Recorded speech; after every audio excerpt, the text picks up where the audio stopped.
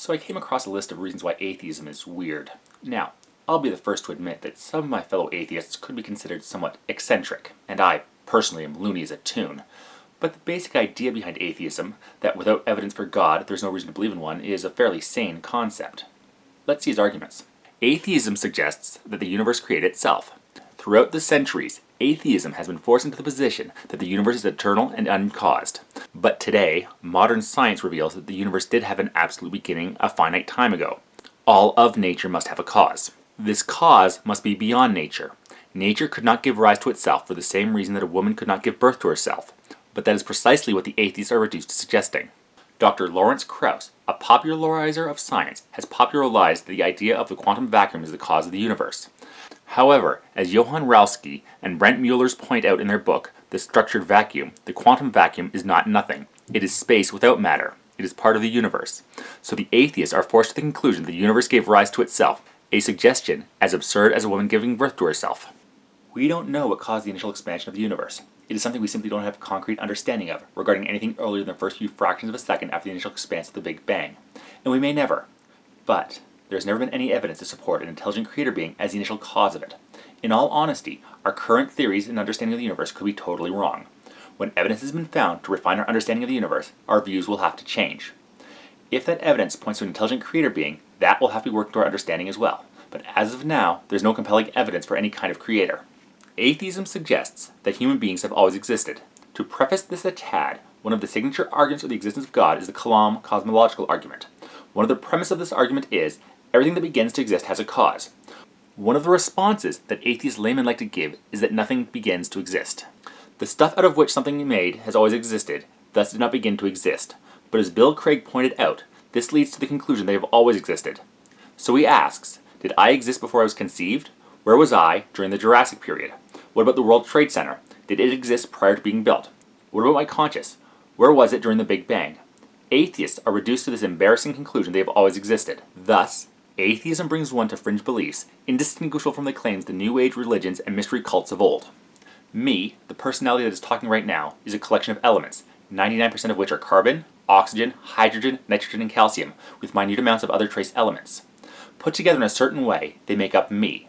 My personality is based on the ordered structure, electrical impulses, and chemical composition of my brain. When I die, the elements will still be there, but the electrical impulses will have ceased, meaning that while the elements that I am composed of will still be here, I, my psyche, will be gone.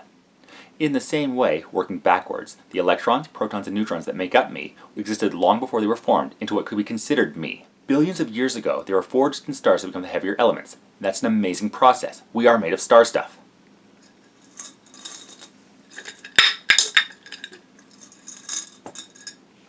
But without them together to create my brain, and therefore personality, I did not, and in the future will not, exist. So yes, the particles that I am made up of existed long before I ever did, even though my thoughts, feelings, and personality, my me, as it were, did not.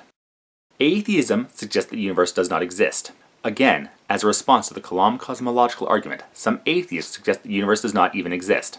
Both Dr. Peter Enkins and Dr. Victor Stanger have suggested this in their work. They suggest there is an equal amount of positive and negative energy in the universe, and therefore there is zero energy, and nothing that needs to be explained. Thus, they conclude, the universe does not exist, and this argument is null and void. So, the Kalam cosmological argument pushes atheists so far into the corner that they must deny their own existence. Of course, the problem with this objection is that just because there is an equal amount of positive and negative energy does not mean you have zero energy. You have positive and negative energy. That is sort of like saying that because you went on a trip, and your outbound route was equidistant to your inbound route, that therefore you did not go on a trip. It is patently ridiculous, and yet, it is precisely what the atheists are forced to believe because of their atheism. Not exactly. I tried to find the specific argument that Atkins and Stanger used to say that the universe doesn't exist. If anybody knows where I can find that, please, share it with me. This seems to be a deliberate misunderstanding of the total net energy of the universe being zero, and a counter to the claim that energy and matter of the universe had to come from somewhere. Some creationists like to use the laws of thermodynamics to say that something had to create the universe because matter and energy had to come from somewhere. Some creationists like to use the laws of thermodynamics to say that something had to create the universe because the matter and energy had to come from somewhere. But with the total net energy being zero, those laws are not being violated. Well, if you calculate the total matter of the universe, it is positive. If you calculate the total energy of the universe, it is negative because of gravity. Gravity has negative energy. When you add the two together, what do you get? Zero. So it takes no energy to create a universe. It's less like your description of a round trip and more like a bank. Assume I was to borrow money, say $1,000. My assets would be a usable $1,000 and my debt would be a claim for those $1,000. My account would have a net balance of $0. I have money that I can use, I owe money that has to be given back, and everything balances out. In the universe, there is matter and energy, but that's balanced out by the negative energy, gravity, so there is no missing energy, and so no violation of the laws of thermodynamics. Atheism suggests there are no objective moral values. C.S. Lewis said that when he was an atheist, he believed that the evil in the world disproved the existence of God. But then he realized, to what was I comparing the universe to when I called it evil? You do not call a line crooked unless you have some idea what straight is. You do not call something evil unless you have an idea what good is. For one to call something evil, you assume a standard of morality that is beyond humanity. Atheists know this. That's why Richard Dawkins said there is no good, no evil, nothing but pitiless indifference. Virtually every atheist scholar admits this. Yes, I can't find any objective moral values. I base my morality on the concept of harm.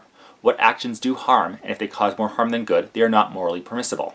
This means that what is good and evil is a subjective choice, because different people have different ideas on what harm is. I have responded to this before, but that Dawkins' quote is a description of the universe, and how the universe doesn't care about anything. There are no moral decisions on how the universe runs, it just is. I can call many things evil, as a personal choice, and actions that I find evil, others may find acceptable, or even a worthy goal. But who can live in such a world? Nobody really thinks that human beings do not have value. Nobody really thinks that their loved ones are just as valueless as a goat or a sheep or a chicken. That is the philosophical position that atheists give lip service to, but they do not live that out. They live as though the people in their lives do have value, and their moral decisions really do matter. But their philosophical position is in stark contrast with what they can see plainly. Thus, atheism is a strange fringe view. I can easily live in this world. I do think human beings have value, because as a human I think I have value.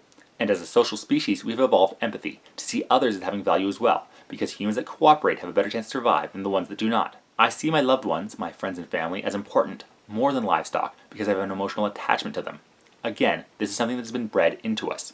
Humans that have emotionally familial and social bonds have a better chance of their genes surviving and being passed on, because of the cooperative structure of society that we thrive in.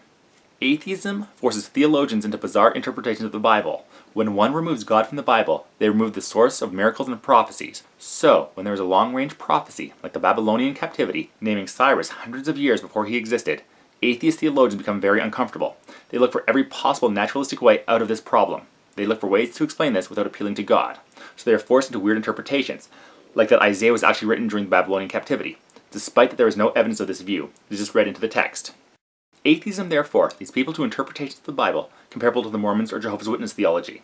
Their naturalistic assumptions determine their outcome of the biblical text. Like other fringe views and Christian cult groups, atheists intentionally twist scripture to protect their own sacred prepositions, the view there is no God. Most modern scholars see the writings of the book of Isaiah to be an anthology of multiple writers. The oldest surviving record of Isaiah is from the Great Isaiah Scroll, one of 7 Dead Sea Scrolls discovered in 1947 and dated to 125 BCE. Several centuries after the events that Isaiah prophesies to write about. The chapters 1 to 39 were assumed to be written by the original prophet, Isaiah, while the remaining 40 through 66 were believed to be written by one or more other prophets, who lived around the same time as the Babylonian exile. Eventually, these were combined into one composition. This is not some kind of forced interpretation, but the most likely explanation. If we had documents that had the 40th to 60th verses of Isaiah that dated to around 700 BCE, like the first are claimed to be, then you would have a better case for prophecy. But, since the only documents were found after the Babylonian captivity, that book cannot be counted as prescient for what happened at that point. Oh, and not to be too much of a stickler, but being able to see the future is not proof of a creator being, but proof that our understanding of time would need to be refined. So, there you go. Yes, some atheists can be weird. Case in point. But, we're still waiting for evidence that your God exists. You haven't shown us anything that proves that we are, wrong for not believing in one. People are strange when you're a stranger. Faces look ugly when you're alone. Women seem wicked when you're unwanted. Streets are